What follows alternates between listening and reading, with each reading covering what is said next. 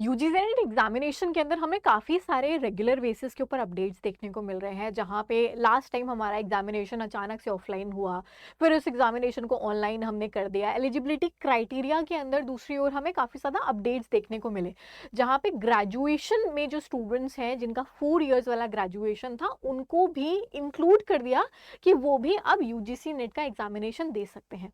उन बच्चों ने एग्जामिनेशन को क्वालिफाई भी कर लिया। तो बहुत सारे ऐसे क्वालिफाइड स्टूडेंट्स हैं, लेकिन अब ये जो क्वालिफाइड स्टूडेंट्स हैं, इनके लिए असिस्टेंट प्रोफेसर की जो राह है ये और ज़्यादा मुश्किल हो जाती है, ये बहुत लंबी हो जाती है इन स्टूडेंट्स के लिए, यानी ये डायरेक्टली असिस्टेंट प्रोफेसर नहीं बन सकते हैं। तो वो कौन से कैटेगरी ऑफ स्टूडेंट्स हैं जिन्होंने यूजीसी नेट क्वालिफाई कर लिया लेकिन वो असिस्टेंट प्रोफेसर नहीं बन सकते हैं अभी, या कह सकते हैं ये रास्ता उनके लिए मुश्किल होगा बाकी स्टूडेंट्स के कंपैरिजन में। आइए देख लेते हैं कि ये किन स्टूडेंट्स के लिए होने वाला है।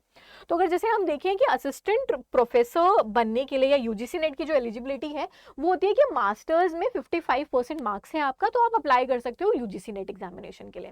साथ ही साथ जितने भी रिजर्व कैटेगरी वाले कैंडिडेट्स हैं वो अगर 50% अंक लेके आते हैं तो भी वो एलिजिबल होते हैं अप्लाई करने में। यहाँ पे हमने जो इंटीग्रेटेड बैचलर्स वाले बच्चे थे जिनके पास में 4 ईयर या 8 सेमेस्टर बैचलर डिग्री प्रोग्राम था और मिनिमम 75% मार्क्स था, वो भी अप्लाई कर सकते हैं यूजीसी नेट के लिए। यहाँ पे एक बात और बोली गई कि 5% का रिलैक्सेशन मिलेगा उन बच्चों के लिए जो SC ST OBC को बिलोंग करते हैं।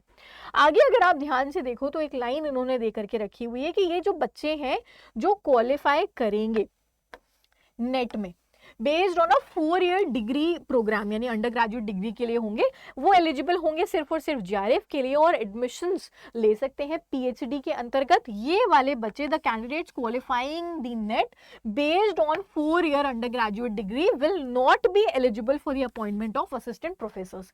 ये बच्चे जो यूजीसी नेट क्वालिफाई कर भी चुके हैं, ये आज अगर कोई भी PSC की वैकेंसीज आती हैं, चाहे वो HPSC की आ रही हो, UP की आ रही हो, कोई वैकेंसी RPSC की वैकेंसीज आ रही हो, आप अप्लाई नहीं कर सकते हो।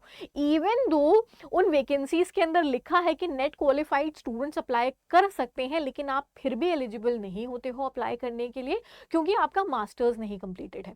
अब क्योंकि आपने इंटीग्रेटेड बैचलर किया है और आपने वहां पे मतलब ग्रेजुएशन पोस्ट ग्रेजुएशन इंक्लूड करके वो डिग्री है आपकी, आप स्टिल एलिजिबल नहीं होते हो। नेट क्वालिफाई हो गया है, अब आप PhD कर सकते हो। जिस दिन आपकी PhD कंप्लीट हो जाएगी आप तब ही जा करके इन वैकेंसीज के थ्रू या डायरेक्टली अप्लाई कर पाओगे। जिस दिन PhD कंप्लीट हो जाती है, यानी 4 साल अभी आपको लगेंगे, कंप्लीट हो जाएगी तब होगी। हाँ, जो पोस्ट ग्रेजुएशन वाले बच्चे हैं वो डायरेक्टली भी अप्लाई कर सकते हैं, यानी अगर उनकी PhD नहीं भी है वो स्टिल PSC की वैकेंसीज के थ्रू अप्लाई कर सकते हैं यहाँ पे। सो ये एक आप कह सकते हैं बहुत स्टूडेंट्स हैं जिनको ये वाली प्रॉब्लम फेस आ रही है कि नेट क्वालिफाई हो गया है बट वो स्टिल PSC की वैकेंसी के लिए एलिजिबल नहीं हुए हैं। इन वाले बच्चों को PhD करना पड़ेगा पहले, तब वो एलिजिबल होंगे।